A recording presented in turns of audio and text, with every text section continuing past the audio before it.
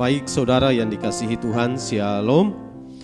Nah, puji akan nama Tuhan, kita sekali lagi ada pada situasi pandemik dan berdasarkan beberapa instruksi pemerintah dari gubernur, dari wali kota, dan akhirnya kita selaku organisasi ikut mendukung program pemerintah yang berkaitan dengan bagaimana penanganan COVID-19 supaya penyebarannya bisa terhenti atau kemudian dibatasi atau kemudian bangsa ini bisa pulih dari keterpurukan akibat COVID-19. Nah, puji akan nama Tuhan, kita akan lanjut hari ini dengan tema yang sama terkait dengan tema bulanan kita, bulan Juli, pemulihan. Kata pemulihan menjadi hal biasa bagi mereka yang merasa tidak ada masalah, tidak ada hal yang berat dalam hidup mereka, dan menganggap tidak ada tekanan yang besar. Dan saya merasa bahwa kadang orang menganggap itu tidak menjadi masalah. Tetapi bagi mereka yang merasa terpuruk, kata pemulihan menjadi hal yang sangat penting. Dan pemulihan itu terjadi ketika Tuhan ambil alih seluruh hidup saya dan saudara. Pemulihan itu terjadi ketika Tuhan campur tangan. Pemulihan itu terjadi ketika kita berserah kepada otoritas Tuhan. Pemulihan butuh pengorbanan, karenanya harga yang dibayar pun kadang sangat mahal. Pemulihan biasanya diawali dengan macam-macam hal. Maka pemulihan biasanya diawali dengan teguran. Nah, saat teguran itu datang, kadangkala begini, ada yang meresponinya dengan negatif, ada yang meresponnya dengan positif. Dalam 2 Tawarikh pasal 36 ayat 11 sampai dengan ayat yang ke-18, salah seorang raja yang namanya Sedekia. Dalam 2 Tawarikh pasal 36 ayat yang ke-11 kita akan baca ayat ini. Mulai ayat yang ke-11 dikatakan begini, Sedekia berumur 21 tahun pada waktu ia menjadi raja, dan 11 tahun lamanya ia memerintah di Yerusalem. Ia melakukan apa yang jahat di mata Tuhan Allahnya dan tidak merendahkan diri di hadapan Nabi Yeremia yang datang membawa pesan Tuhan. Lagi pula ia memberontak terhadap Raja Nebukadnezar yang telah menyuruhnya bersumpah demi Allah. Ia menegarkan tengkuknya dan mengeraskan hatinya dan tidak berbalik kepada Tuhan Allah Israel. Juga semua pemimpin di antara para imam dan rakyat berkali-kali berubah setia dengan mengikuti segala kekejian bangsa-bangsa lain. Rumah yang dikuduskan Tuhan di Yerusalem itu dinajiskan mereka. Namun Tuhan Allah nenek moyang mereka berulang-ulang mengirim pesan melalui utusan-utusannya, karena ia sayang kepada umatnya dan tempat kediamannya. Tetapi mereka mengolok-olok utusan-utusan Allah itu, menghina segala firman-Nya dan mengejek nabi-nabinya.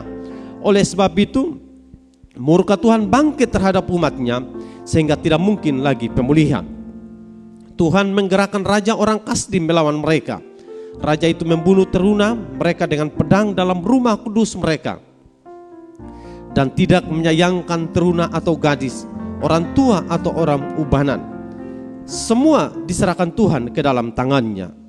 Seluruh perkakas rumah Allah, yang besar dan yang kecil, serta harta benda dari rumah Tuhan, harta benda raja dan harta benda para panglimanya, semuanya dibawa ke Babel. Saudara yang dikasihi oleh Tuhan, kehancuran Yerusalem karena pemimpin bangsa, karena rakyat, bahkan para imam besar menyembah Baal, bangsa-bangsa lain. Tuhan mengingatkan Sedekia, Tuhan mengingatkan umatnya agar supaya mereka menyadari akan keadaan yang salah karena mereka telah menyimpang. Pesan Tuhan datang kepadanya, pesan Tuhan datang kepada rakyat, pesan Tuhan datang kepada para imam, dan firman Allah katakan justru mereka diolok-olok. Pemulihan akan terjadi kalau kita menerima teguran. Dalam ayat yang ke-15, teguran sudah disampaikan berulang-ulang kepada bangsa ini melalui utusan atau para nabi, termasuk di dalamnya adalah Yeremia. Jangan sampai kemudian kita sama dengan bangsa ini, di mana mereka mengabaikan teguran. Teguran itu bermanfaat untuk meluruskan jalan hidup kita yang salah. Teguran tujuannya untuk membawa kita kembali, membawa hidup kita ke jalur yang tepat, agar kita tidak salah. Amsal 12 ayat 1 dikatakan begini, siapa mencintai didikan, mencintai pengetahuan. Tetapi siapa membenci teguran adalah dungu. Dalam terjemahan yang lain dikatakan begini, orang yang cinta kepada pengetahuan senang mendapat teguran. Nah, saudara perhatikan, yang cinta dengan pengetahuan senang mendapat teguran. Tetapi orang yang tidak suka ditegur adalah orang dungu. Amsal 15 ayat 10 menarik, ada satu kata atau satu ayat yang dikatakan begini, didikan yang keras adalah bagi orang yang meninggalkan jalan yang benar, dan siapa benci kepada teguran akan mati. Banyak sekali anak-anak, banyak sekali generasi yang bahkan tidak suka ditegur. Bagi kita anak-anak Tuhan, saudara yang ada di rumah dan siapapun yang mendengarkan bagian ini, mari kita jadikan kata teguran itu sebagai sesuatu yang menyukakan. Amsal 15:31 dikatakan, orang yang mengarahkan telinga kepada teguran yang membawa kepada hidup akan tinggal di tengah-tengah orang bijak. Nah, orang yang suka teguran tempatnya di tengah-tengah orang bijak, bukan di tengah-tengah orang-orang yang tidak jelas, bukan di tengah-tengah orang yang dungu kata firman Allah, bukan di tengah-tengah orang yang dikatakan sebagai orang-orang yang tidak bisa diatur, saudara. Hal yang kedua, pemulihan itu terjadi kalau kita melaksanakan teguran. Kalau kita cuma hanya sebatas mendengarkan teguran, itu belum lengkap. Setelah kita dengar teguran, kita harus melaksanakan teguran. Amin. Sehingga Yakobus katakan, jangan sampai kita ini seperti mengamat-amati wajah kita di depan cermin. Artinya kita mendengar firman Allah tidak melakukan. Ibarat orang mengamat-amati wajah mereka di depan cermin. Nah, contoh menarik dalam kitab Yunus, ketika Tuhan punya maksud yang besar bagi kota Niniwe, dan Tuhan meminta Yunus, ayo ke Niniwe. Yunus tidak mau. Dia coba lari ke sana kemari, dia menghindar diri, dia tidak mau ke Niniwe. Dan Tuhan terus mengejar Yunus, dan akhirnya Yunus dengan terpaksa Yunus ke Niniwe, dan dia menyampaikan berita firman Allah. Bersiaplah Yunus lalu pergi ke Niniwe. Sesuai dengan firman Allah, Niniwe adalah sebuah kota yang mengagumkan besarnya, 3 hari perjalanan luasnya. Mulailah Yunus masuk ke dalam kota itu sehari perjalanan jauhnya, lalu berseru 40 hari lagi maka Niniwe akan ditunggang balikan. Orang Niniwe percaya kepada Allah, lalu mereka mengumumkan puasa, dan mereka baik orang dewasa maupun anak-anak mengenakan kain kabung. Setelah sampai kabar itu kepada raja kota Niniwe, turunlah ia dari singgasananya, ditanggalkanlah jubahnya, diselubungkannya kain kabung, lalu duduklah ia di abu.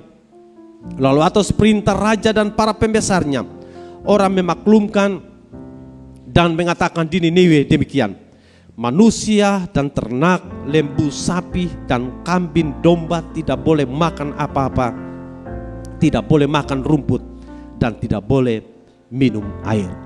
Yunus menyampaikan pesan firman Allah, dan ketika Yunus menyampaikan, orang-orang Niniwe menerima. Ketika mereka menerima pesan, ketika mereka mendengarkan teguran, orang-orang Niniwe melaksanakan teguran itu. Niniwe salah satu kota yang cukup jahat. Orang-orang Niniwe tidak hanya sebatas ketika Nuh menyampaikan firman Allah dan mereka mendengarkan sebatas mendengarkannya, tidak. Tapi ketika mereka mendengarkannya, mereka kemudian mengambil sikap untuk melaksanakan apa yang menjadi teguran Tuhan. Segala berkat, segala mujizat terjadi hanya ketika kita semua memiliki karakter yang diubahkan oleh Tuhan. Justru kadang Tuhan pakai teguran itu lewat firman Allah. Biasanya kalau teguran datang dengan firman Allah yang keras, kadangkala itu menyakitkan. Karena ibarat luka dan firman Allah itu obat. Kalau obat itu diletakkan pada tempat yang luka, maka sangat pedis. Tapi untuk sebuah kesembuhan, saudara harus tahan sakit itu. Sama firman Allah, ketika kita terluka, ketika kita merasa salah, ketika kita sedang dalam keadaan berdosa, dan firman Allah menegur kita, sebenarnya itu adalah obat yang menyembuhkan. Tapi kadang-kala orang tolak itu firman Allah. Dan mungkin hamba Tuhan tidak tahu apa yang ada dalam kehidupannya. Dan ketika dia merasa ini hamba Tuhan ini sudah tahu betapun salah, lalu kemudian dia khotbah tentang itu. Dan kadang-kala orang itu bisa tinggalkan ruangan ibadah. Justru Tuhan akan kejar dan mengingatkan orang itu. Tuhan kejar dan memberikan teguran yang lebih hebat. Nah pertanyaannya, teguran lebih indah lewat firman Allah atau teguran lewat sakit penyakit? Atau teguran itu lewat kecelakaan? Atau teguran itu lewat kesusahan? Atau teguran itu lewat malapetakan? Kita pilih yang mana? Mari kita menjadi orang yang siap dipulihkan, tetapi siap ditegur. Nah, orang yang menerima dan melaksanakan teguran itu karena apa, saudara? Faktor pertama, karena menyadari kesalahannya. Hal yang kedua, orang yang menerima dan melaksanakan teguran itu terjadi karena dia itu rendah hati. Kalau orang sombong tidak mau ditegur.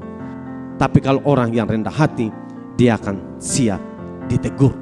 Yang ketiga, orang yang menerima dan melaksanakan teguran itu pasti menghargai firman Allah. Ini hal yang penting. Orang yang menghargai firman Allah, dia diberkati Tuhan. Orang yang mengolok firman Allah, maka dia bisa dikutuk. Karena itu firman Allah selalu ada dua, kutuk atau berkat. Kutuk kalau menolak firman Allah, berkat kalau menerima firman Allah. Tuhan tolong kita semua dan memberkati kita lewat kebenaran firman Allah yang sudah saya sampaikan. Karena Tuhan akan pulihkan saya, Tuhan akan pulihkan saudara, Tuhan bisa pulihkan kesehatan, Tuhan pulihkan ekonomi. Bangsa ini pasti Tuhan akan pulihkan kalau bangsa ini menghargai firman Allah. Kalau bangsa ini merendahkan hati di hadapan Tuhan, negeri kita pasti dipulihkan oleh Tuhan. Di mana Tuhan siap menolong saya dan saudara. Satu sisi teguran, tapi satu sisi kasih Allah. Tuhan Yesus memberkati kita semua lewat firman Allah. Haleluya.